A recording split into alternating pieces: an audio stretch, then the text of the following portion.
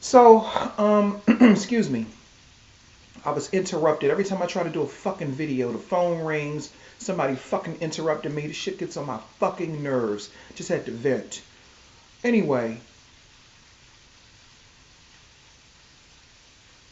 I was looking at an old episode of Good Times earlier today. And it was the episode where James had a meltdown. He needed to get a physical because they believed that he was suffering from high blood pressure or so-called hypertension. Okay? And looking at it through the lens of an occultist, I picked up on some things that I never really picked up on before in that particular episode. And I'm probably going to go back and rewatch it to see what else I can see. Because that is what I do. I'm the occult view. I give my occult assessment of, what's going on behind the scenes that they don't want people to know about. And they are the they sayers. You know, the they sayers that tell you you're not supposed to eat this or you're not supposed to eat that. Or, they said, they said this, they said that, they said this. The they sayers. Let me say that again. The they sayers. Not nay, They. The they sayers. We're always listening to the they sayers, especially black people. We are always listening to what they say. And I'm not talking about other black people who have our best interest at heart. I'm not talking about conscious, other conscious black people who really dropping real shit to help us. I'm not talking about them. I'm talking about others who just want to use our motherfucking energy and feed off of us. So in this particular episode, like I said, James was having a meltdown. He was dealing with a whole bunch of shit. Dealing with not getting paid enough, dealing with being laid off. And in this particular episode, because of his symptoms, Michael and Thelma thought maybe he could be suffering from hypertension. And what I found very interesting is that Michael said this twice. Hypertension is the number one killer of black people, especially black men. That right there is my problem. That right there was the beginning or the middle of them manifesting and putting out that motherfucking spell or mind control or whatever you want to call it. You see. Then they started saying in that same episode, they were reading an article, how soul food was the cause of hypertension. Now let me say this before I go any motherfucking further. I am not talking about eating soul food every day. I'm not talking about eating soul food, or what we know as soul food every day to cause you harm. We all know that you can't eat chitlins and pig's feet and all that shit every motherfucking day. I don't eat that anyway. Let me just say that off the bat, because you know how motherfucking niggas are. But I started thinking, and see, I think deeper. I'm not discrediting that it's bad for you or anything like that. It's not about that. But they say that it's bad for black people, and they say that we should not eat soul food.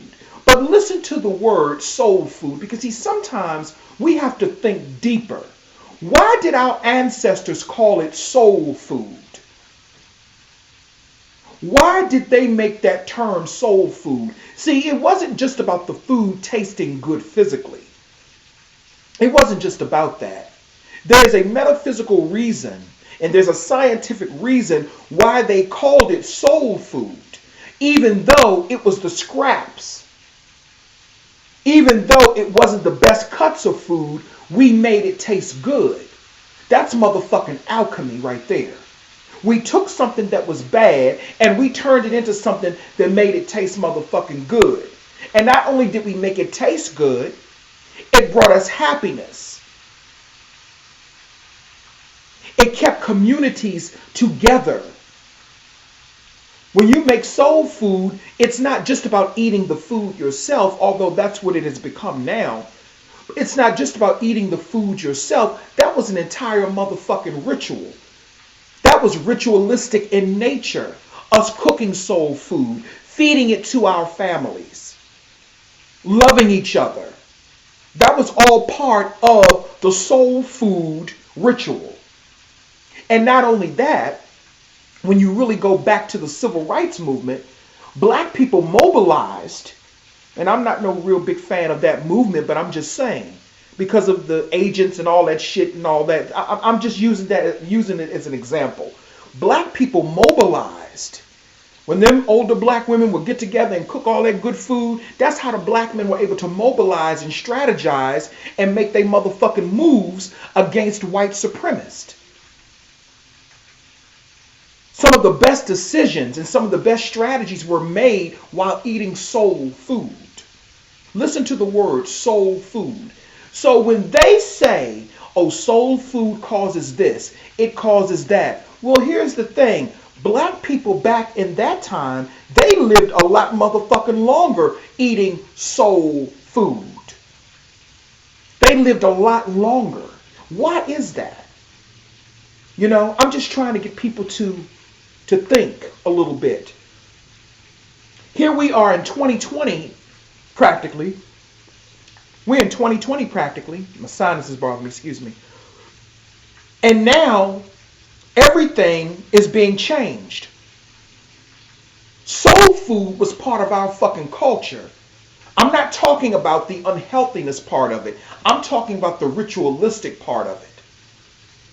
And how we used soul food as a way to express our love for one another, to express our protection, to defend ourselves. Because soul food, quiet as it's kept, was another way that we could tap into certain states of consciousness. See, this is why it's called soul food, because this is the point that I'm making. I know I'm babbling, but let me get to the point.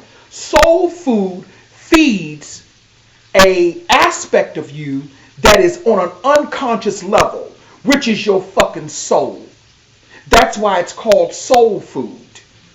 Let me say that again. Soul food feeds a part of you that you don't recognize or you don't acknowledge, or a hidden aspect of you which is on an unconscious level, which is your fucking soul.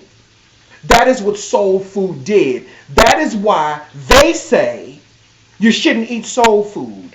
That is why they say they started attaching all of these bad things to soul food, because they understood that that would feed an aspect of black people that would give us the freedom,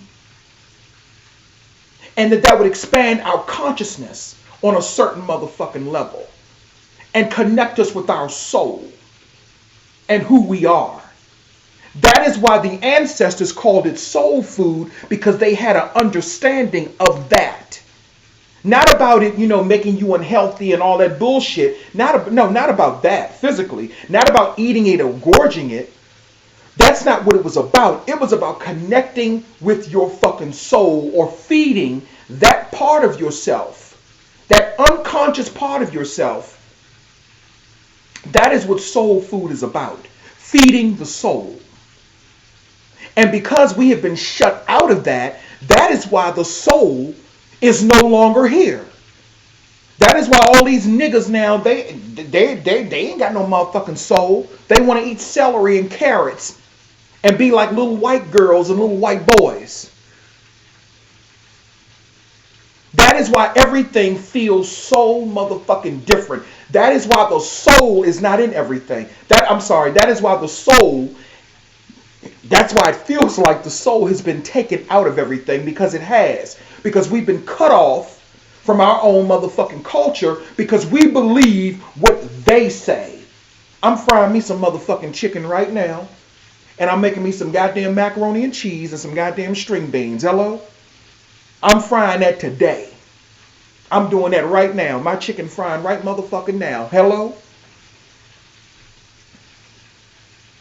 Because you're feeding an aspect of yourself Now, not every day. I'm not saying you do this every day, but you're feeding an aspect of you that is on an unconscious level. Soul food. And that is what the ancestors understood. That is why they say, don't eat that. That gives black men high blood pressure. That gives black women high blood pressure. Don't do this. Don't do that. Don't do this. Don't do that. I don't have no high blood pressure, by the way. And I eat what the fuck I want to eat in moderation. I eat what I want to eat. I'm just saying. The only time my blood pressure go up is when I'm ready to kill a motherfucking nigga. Somebody. You know what I mean? But we have to sometimes take a step back and really understand and look at what they say and why they said it. And I was looking at Good Times because Florida, in that particular episode, Florida was getting ready to fix a meal, fried pork chops, chitlins, and stuff like that. Now, I wouldn't have ate that. That's too much goddamn pork. But at the end of the motherfucking day, those type of meals fed an aspect of us that kept us in a certain motherfucking vibration. Now, this is why we see so many black people who are uncouth, who are aloof, who don't act like they just act like black. They got black skin, but they are totally different type of motherfucking kin and species. And that's because they've been shut off from their soul. And that entire episode of Good Times was manifesting that motherfucking mind control or spell or whatever you want to call it. It was manifesting that. That entire fucking episode. Putting out that motherfucking mind control that all black men have high blood pressure and black men this and the black community that, and you know you can't eat this type of food because this is going to cause this and this is going to cause that. Perpetrating that fear and perpetrating that motherfucking fear type of energy to shut down an unconscious aspect of you, or to keep you from feeding that unconscious aspect of you that keeps you aligned with who the fuck you're supposed to be. That's what soul food is. It feeds the unconscious aspect or the hidden aspect of you, which is your sleeping soul. And our ancestors, they knew that. That is why they were able to take the slop that they fed us and make it into something that tasted good. Because they understood this science and they understood this knowledge and this wisdom. They understood it. But anyway, I just wanted to come through and I just wanted to drop that. And that's all I really have to say for now.